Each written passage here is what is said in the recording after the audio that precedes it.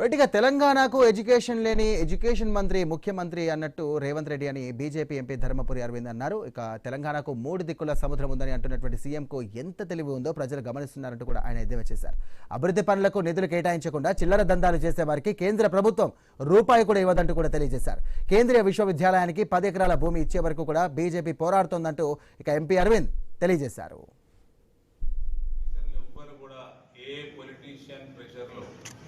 రావాల్సిన అవసరం లేదు అని 4 సార్లు చెప్పడం జరిగింది.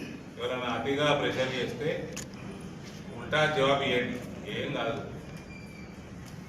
ఎప్పుడు సర్పంచ్ ఆడ ఈ నిధులు పెట్టొద్దు, ఈ కౌన్సిలర్ వీడు ఈ పార్టీ అక్కడ ఇవ్వకుండా ఇటువంటి చిల్లరదందాలు చేస్తే దేశానికి రూపాయి రాదు, బీజేపీ రాష్ట్రం కాదు.